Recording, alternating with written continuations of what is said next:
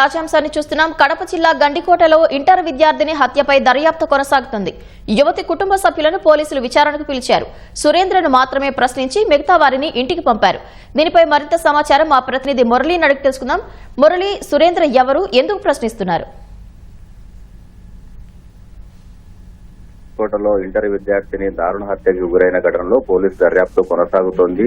అయితే ఈ కేసును మిస్టరీ ఛేదించడానికి పలువురు అనుమానితులను కూడా పోలీసులు ప్రశ్నిస్తూనే ఉన్నారు. 3 రోజుల నుంచి జమ్మలమడుగులోనే జిల్లా ఎస్పీ అశోక్ కుమార్ మకాం వేస్తే అన్ని కోణాల్లో కూడా దర్యాప్తు కొనసాగిస్తున్నారు. ఎవరైతే అనుమానితులుగా ఆరోపణలు ఎదుర్కొంటున్నారో వారందరినీ కూడా ప్రశ్నిస్తూనే ఉన్నారు. ఇప్పటికే లోకేష్ అనే యువకుడిని 2 రోజులుగా అదుపులోకి తీసుకుని విచారిస్తున్నప్పటికీ అతని ప్రమేయం లేదని ప్రాథమికంగా నిర్ధారణకు వచ్చిన నేపథ్యంలో ఇప్పుడు కుటుంబ సభ్యులు ఏమైనా ఈ ఘాతుకానికి పాల్పడి ఉంటారా అనే కోణంలో కూడా ఆరా తీస్తున్నారు. ఇవాళ సాయంత్రం ఈ అమ్మాయి సోదరుడు సురేంద్రను విచారణకు రావాలని పోలీసులు ఫోన్ చేశారు. ఈ మేరకు అనుమాన గుర్తులో ఉన్నటువంటి Surendra Proddatur 3 town police station కి వెళ్లారు. ఆయనతో పాటు వాళ్ళ కుటుంబ సభ్యులందరూ కూడా దాదాపు 5-6 మంది అక్కడికి వెళ్తే వాళ్ళందరినీ కూడా బయటికి పంపించేసి కేవలం సురేంద్రను మాత్రమే పోలీసులు లోపలికి తీసుకెళ్లి ప్రశ్నిస్తున్నారు. అంటే అతనితో పాటు మరో వ్యక్తి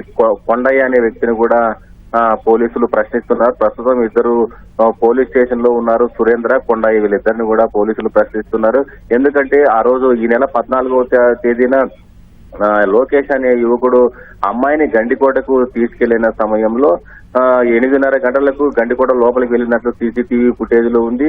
10:30కు తిరిగి ఒంటరిగా బయటకు వచ్చినట్లు కూడా సీసీటీవీ రికార్డులో నమోదైంది. అయితే అదే సమయానికి ప్రొద్దుటూరు నుంచి సురేంద్ర అనే వ్యక్తి అమ్మాయిని వెతుక్కుంటూ ప్రొద్దుటూరు నుంచి 40 కిలోమీటర్ల దూరంలో ఉన్నటువంటి గండికోటకు బైక్ పైన వెళ్లారు. ఆ సమయంలోనే లోకేష్ కు అదేవిధంగా అతని బంధువులకు కూడా అనుమానంతో ఫోన్లు చేసుకుంటూ వెళ్లడం, బెదిరిస్తూ వెళ్లడం పైన కూడా అనుమానాలు ఉన్నాయి. ఈ నేపథ్యంలోనే సురేంద్ర ఖచ్చితంగా 11 గంటల సమయానికి గండికోట ప్రాంతానికి చేరుకుని 20 నిమిషాల పాటు అక్కడే ఉన్నట్లు కూడా ఆయన కాల్ డేటాను బట్టి పోలీసులు ఆరా తీశారు. అయితే అతని ప్రమేయం ఉందా లేదా అని తెలుసుకోవడానికి అతను ఎవరెవరికి ఫోన్లు చేశారు, ఆ రోజు ఎవరెవరితో మాట్లాడారు అనే అనుమానాలను నివృత్తి చేయడానికి అతన్ని ప్రస్తుతం లోపల విచారిస్తున్నారు.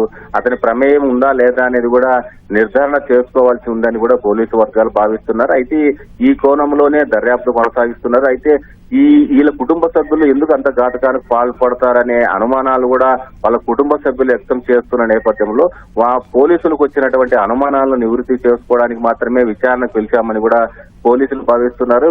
వీళ్ళు కాకుండా ఎవరైనా కొత్త వ్యక్తులు ఈ అమ్మాయిని హత్య చేసి ఉంటారా అనేది కూడా పోలీసులు ఆ కోణంలో కూడా దర్యాప్తు చేస్తున్నారు. అమ్మాయి పోస్ట్ మార్టం నివేదికలో మాత్రం ఒక కీలకమైనటువంటి విషయాలు కూడా బయటకు వచ్చే అమ్మాయి శరీరం పైన పలు చోట్ల కమిలినటువంటి గాయాలు కూడా బయటపడ్డాయి. అమ్మాయి భుజం పైన అదేవిధంగా అరికాళ్ళు కూడా పూర్తిగా కమిలిపోయి ఉన్నాయి. కుడి చెవి కమ్మ కూడా అక్కడ మిస్ అయిందనేది కూడా నిర్ధారణ అయింది. దీంతో పాటు శరీరం లోపల పొట్టలో కూడా కాలేయం పూర్తిగా పగిలిపోయిందని కూడా పిఎం ప్రాథమిక నివేదికలో వెల్లడైంది. ఇవన్నీ బట్టి చూస్తే ఎవరో 2-3 వ్యక్తులు ఈ అమ్మాయి పైన రాళ్లు కర్రలతో బలంగా దాడి చేయడంతోనే అమ్మాయి చనిపోయి ఉంటుంది. శవాన్ని అమ్మాయిని ఒక చోట హత్య చేసి మరో చోట మొన్నైతే సంఘటనా స్థలంలో లభించినటువంటి మృతదేహం అక్కడ హత్య చేయలేదు, వేరే చోట చంపి అక్కడ పడేసి ఉంటారనే కోణంలో కూడా పోలీసులు అనుమానాలు వ్యక్తం చేస్తున్నారు. అది ఎవరు చేశారు ఏంటనే దానిపైన పూర్తి స్థాయిలో ఆధారాలు సేకరించడానికి పోలీస్ యంత్రాంగం అయితే శతవిధాల ప్రయత్నం చేస్తోంది. పవిత్ర, ధన్యవాదాలు మురళి.